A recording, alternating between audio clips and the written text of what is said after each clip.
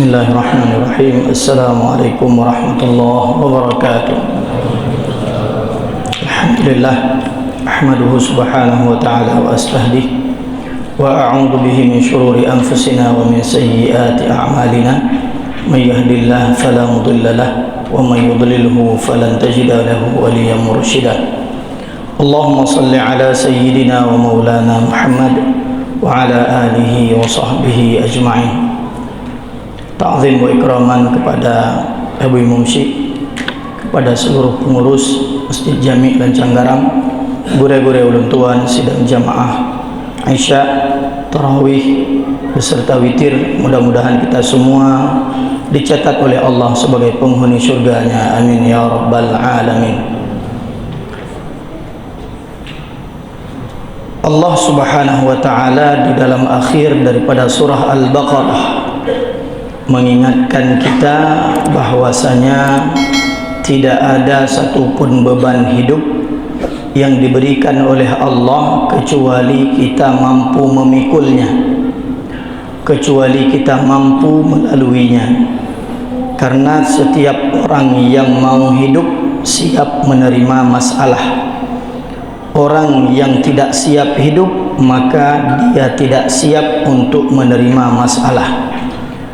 Setingkat kita manusia biasa sudah wajar mendapatkan sebuah persoalan hidup, karena baginda Rasulullah sallallahu alaihi wasallam saja beliau ditimpa dengan berbagai persoalan di dalam kehidupannya, baik persoalan kehidupan pribadi beliau atau keluarga beliau atau di dalam dakwah beliau atau di dalam perjuangan beliau, tidak lepas daripada persoalan-persoalan yang kita hadapi.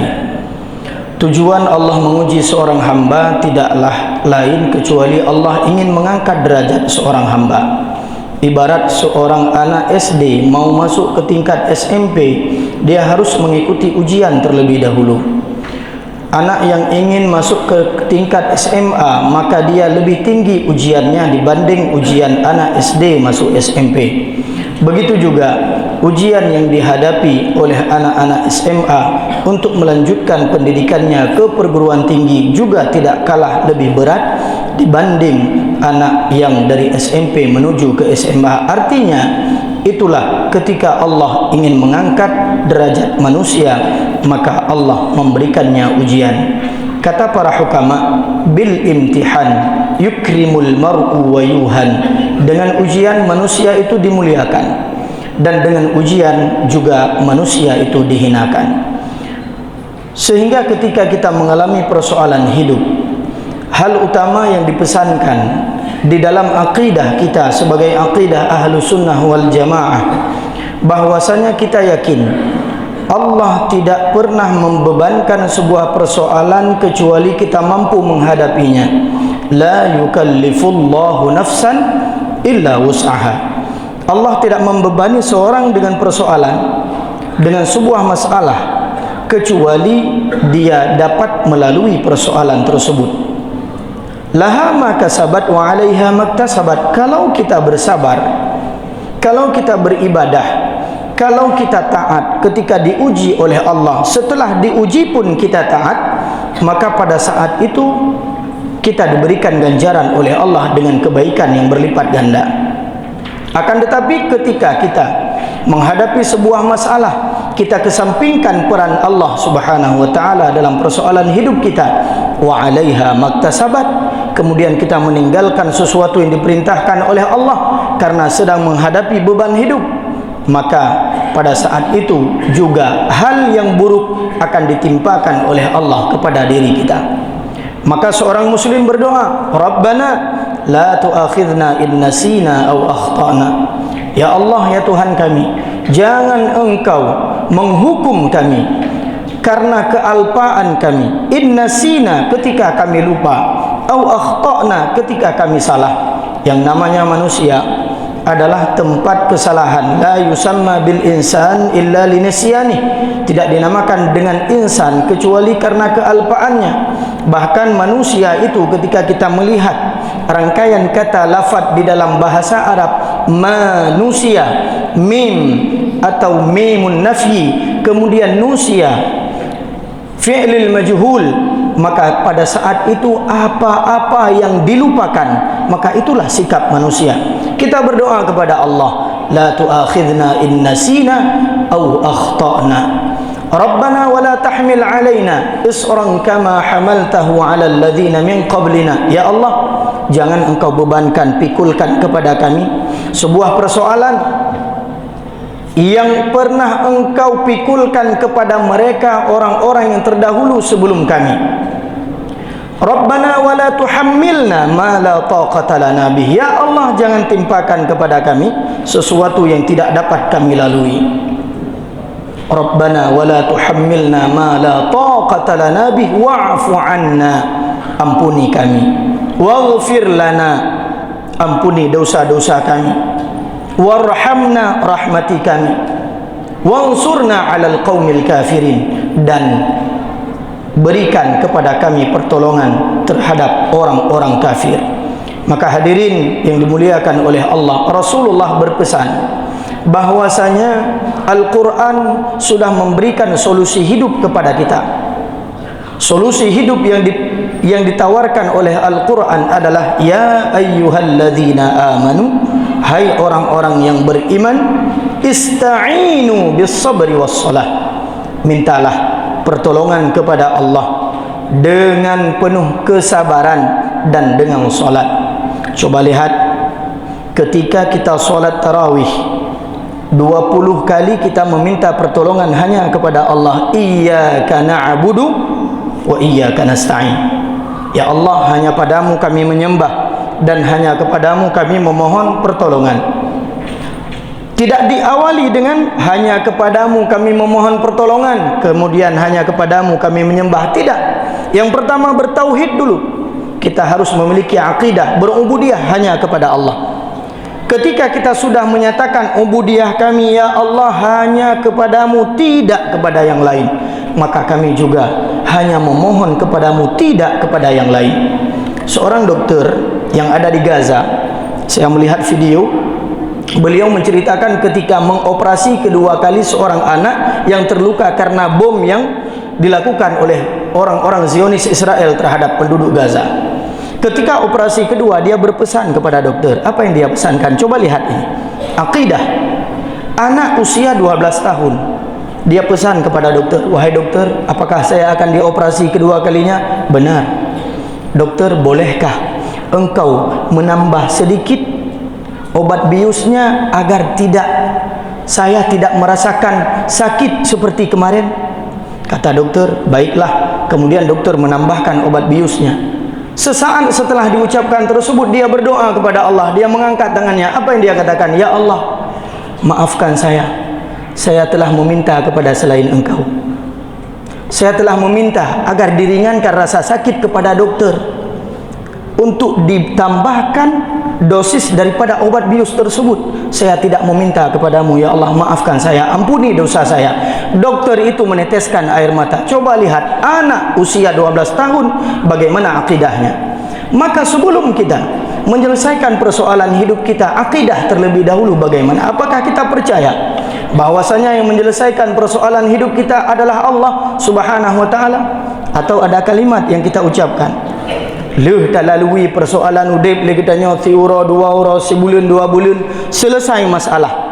Takkan duduk alhamdulillah pada akhir persoalan hidup saya datanglah pertolongan Allah. Seolah-olah peran Allah nyan lagi peran anak muda India. Leh habis mati urang baru ejak pelisi timbak. Punai timbak berde waktu baru truk anak muda. Tidak. Allah datang pada saat kita sebelum menerima masalah. Allah hadir pada saat kita menerima masalah, pada awal kita menerima masalah tersebut, bukan pada akhir. Akhirnya teruk pertolongan Allah. Allah teruk baki. Ini adalah akidah yang tidak benar. Bagaimana pertolongan Allah itu hadir terhadap persoalan-persoalan hidup kita. Maka Al-Quran mengatakan wasta'inu bis sabri was salah. Mintalah pertolongan kalian dengan sabar, dengan solat. Maka sabar inilah yang dilatih oleh bulan Ramadan. Bagaimana seseorang dapat sabar di hadapannya ada makanan, di hadapannya ada minuman, di hadapannya ada berbagai macam makanan, minuman dan kuih yang sangat banyak, sedangkan dia di dalam keadaan lapar dan haus yang sangat luar biasa. Tetapi apa yang dia lakukan? Dia mampu bersabar. Maka sabar, kata para ulama, ada 3. Yang pertama, sabar terhadap maksiat. Ketika Allah melarang katanya untuk tidak melakukan maksiat, kita bersabar. Sambil kita membuka HP, ketika kita melakukan scrolling di HP, media sosial, nonton video lewat iklan-iklan yang tidak baik, padahal kita dengar ceramah, tetapi iklan yang hanagot, astagfirullah, kita hilangkan, kita lewatkan iklan. Kemudian lewat lagi, astagfirullah lah. Pokoknya menyakir Rabi'ah al-Adawiyah, istighfaruna yaftaqiru ila istighfar. Istighfar kita kadang-kadang perlu istighfar. Perlu istighfar terhadap istighfar yang pertama. Artinya istighfar yang pertamanya hana betul. Astagfirullah, matai kalau nuju astagfirullah. Umma laga tak astagfirullah. Maka istighfar perlu kepada istighfar. Pada saat itu, ketika kita melakukan hal-hal tersebut, kita lewati hal-hal tersebut, kita melupakan hal-hal tersebut yang dilarang oleh Allah Subhanahu wa taala karena kita tahu dapat membatalkan pahala puasa kita, kita bersabar terhadap larangan-larangan Allah. Kemudian sabar yang kedua, sabar di dalam taat ini yang lumayan sulit. Contoh, trip bacut imam bak semayang tarawih, panjang bacut ayatnya cik kana yang betul. Dia bahasa kau cik kana yang betul. Dalam takbiratul ihram apa dipelu. Nah, kana yang peringat. Kadang-kadang menanjuk imam hailung keliling imam. Naik pesan tengku malamnya patas tengku. Malamnya non stop, kira-kira tak mulai poh kurung nyopoh 10 kurung 5 bekas selesai witir. Nyamban dia. Ki banjar ada temayang. Kadang-kadang kita tidak sabar di dalam taat. Takarat sampai Fatihah hana mentemai baca, puguna tak ibadat punya hana sah. Imam bak gedaka 3 tarik Al-Fatihah sabuh nafah, kulhu sabuh nafah, punan Al-Kautsar sabuh nafah. Di makmum apa-apa. Nah yang sakit ke yang lihnya payah rawak rumah sakit. Beginilah keadaan kita di dalam beribadah. Tidak ada kesabaran di dalam beribadah. Padahal leh semayang tarawih selesai pos 10 lewat imam belah, taduk bagedai kopi tak bedah pos haji. Hana cita wa rumah. Hana cita baca Quran. Ada yang pakan bagah-bagah tak tarawih. Hana lu ni wa rumah. Anak miat sakit. Padahal kedai kopi cik duduk. Maka tidak ada alasan. Bersabarlah kita di dalam ketaatan kepada Allah Subhanahu wa taala. Nyau menancip, nyau kan bandekalan ceramah kan nekalan jim. Ya nekalan dia jenguk dia jenguk nyau kali 5 minit tu kapoi kurung. Nyau menyapoi kurung mulai lemum papadit dia. Ya mbak. Nyau sabar di dalam taat. Kemudian sabar terhadap musibah. Maka Allah berfirman setelah wasta'inu bis sabri was salah. Allah menyatakan walanabluwannakum bisyai'in minal khawfi wal ju'i wa naqsin minal amwali wal anfus wath thamarat wa basyirus sabirin. Berikan kabar gembira kepada orang-orang yang bersabar. Ada 2 pahala yang tidak terukur jumlahnya, yang tidak terukur berapa pahala tersebut, yaitu yang pertama adalah puasa, di mana dalam hadis qudsi Allah berfirman illa shaum wa ana ajzi bih, kecuali ibadah puasa aku yang akan memberikan ganjaran terhadapnya. Yang kedua adalah pahala sabar. Pahala sabar tidak ada ukurannya. Kalau sedekah nah ukuran, dah sedekah ukuran 1 benih dilipat gandakan 7, dari masing-masing 1 dari 7 tersebut dikalikan 100, ada ukurannya. Pahala sedekah ada ukuran, pahala solat ada ukuran, pahala haji ada ukuran. Orang yang melakukan haji mabrur maka baginya adalah syurga. Ini ada ukurannya. Sedangkan sabar, sedangkan pahala tidak ada ukuran pahala. Dan 2 persoalan ini, 2 amalan ini, ibadah ini tidak akan dikurangi di yaumil qiyamah kelak di hadapan Allah sekalipun kita telah melakukan kezaliman. Hadirin yang dimuliakan oleh Allah Subhanahu wa taala, maka Ramadan mengajarkan cara kita bersabar, terutama cara kita menjaga waktu. Kadang-kadang dia katanya hana sabar bak beuk tu ka pakai gara-gara bak tapreh antrian blomi ka pakai. Kita tidak bersabar, padahal Ramadan mengajarkan bagaimana kita bisa bersabar. Ketika seseorang tidak melakukan kebaikan, tidak juga melakukan keburukan, tetapi tidak sabar, itulah keburukan yang dia lakukan. Habis le katanya kadang-kadang habis pahala puasa gara-gara bak hana tak sabar. Maka orang yang tepat wate menyatakan yang lain mandu mana tepat wate rapat hana tepat wate katanya semayang wajib kadang-kadang lu hazan mantau muid-muid le katanya sit sengaja tapreh imam ka ruku baru takbiratul ihram nya merupak gratis Fatihah. Nak payah ahli baca Fatihah dapat masbuk. Ya, kadang-kadang ketika kita melakukan sebuah perbuatan tersebut, maka hal yang utama kita tidak pernah bersabar di dalam kita melakukan sebuah ibadah. Kemudian hadirin yang dimuliakan oleh Allah Subhanahu wa taala, dalam waktu yang singkat ini juga solat adalah hal utama di dalam kita menyelesaikan persoalan hidup. Maka ulama mengatakan, apabila engkau ingin memperbaiki hidupmu, ingin menyelesaikan persoalan hidupmu, maka solatlah. Solatlah yang benar, perbaikilah solatmu. Nyo yang sangat disayangkan, mulai 15 Ramadan sampai 20 Ramadan atau malam 15, 16 seterusnya, ini sudah banyak bukber, buka bersama atau bubar, buka bareng. Nyawa rata-rata yang buka bareng bak kedai kopi menyana disediakan musalla nyan kapasitas 20 orang. Yang buka puasa 200. Yang lain pai semayang wallahu alam. Pajani gerak wate azan isya. Semayang maghrib 4 hana terdapat. Maka hati-hati. Urang yang hana semayang tetapi ke puasa saban lagi urang sukat ia ngeraga diri. Hana faedah tunggu. Cuman baik gara-gara terpegang hana faedah hana cina puasa semayang pitan double dah sya. Maka hati-hati, kita yang punya anak laki-laki dan anak perempuan, ayah, mak, lun izin buka puasa ngan rakan-rakan, hidih ngan ikula, reunian atau teman seangkatan atau satu alumni. Ingatkan dia untuk solat. Kenapa kita tidak bergerak? Ayo kita berbuka terlebih dulu dengan sebutir kurma atau lehenuk kurma yang baik leh kilau, ambil dapat jauh 5 minit. 3 butir kurma, 1 gelas air, kemudian setelah itu ayo kita berangkat ke masjid. Cari kafe atau tempat-tempat warung kopi yang dekat dengan masjid. Coba. Setelah maghrib, solat berjamaah, letak sembahyang sunat 2 rakaat, jak dapat juhubu. Nyan baru dah pegah haba. Le, wate azan isya baru dah gerak. Nyohana rata-rata tinggal sembahyang. Tinggal sembahyang cukup sayang. Tak puasa dari bengah sampai teput, teruk bak maghrib kadang. Yang dalam lincah kadang leboh bungkuh dapat juhubu. Kaku tapreh terawih tan isya hana 4 pos 10 ke dia baru sembahyang isya. Terawih sikah hana apa dah. Maka hadirin bersabarlah terhadap persoalan apabila kita ingin menyelesaikan persoalan tersebut, dan selesaikan persoalan kita dengan sujud di hadapan Allah Subhanahu wa taala. Coba lihat ketika kita sujud, kepala kita yang penuh dengan beban hidup, maka itu berada pada titik paling rendah menyelesaikan itren sabuh masalah,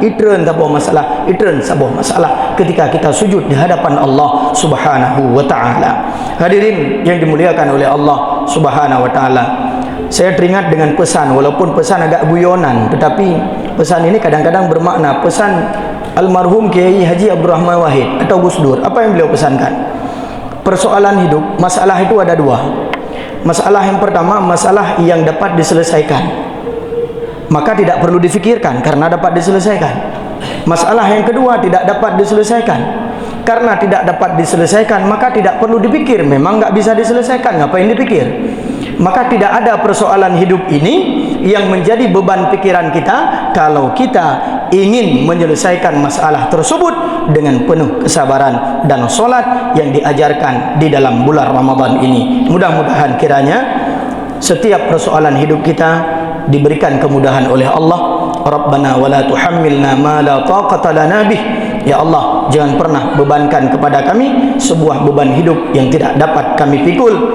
maka mohonlah kepada Allah, wa'fu anna waghfir lana warhamna anta maulana, karena engkau ya Allah Tuhan kami, Tuhan kami, pelindung kami, wali kami. Anta maulana fansurna alal qaumil kafirin. Amin amin ya rabbal alamin. Astaghfirukum subhanakallahumma bihamdik asyhadu an la ilaha illa anta astaghfiruka wa atubu ilaik. Aqulu qawli hadha. Assalamu alaikum warahmatullahi wabarakatuh.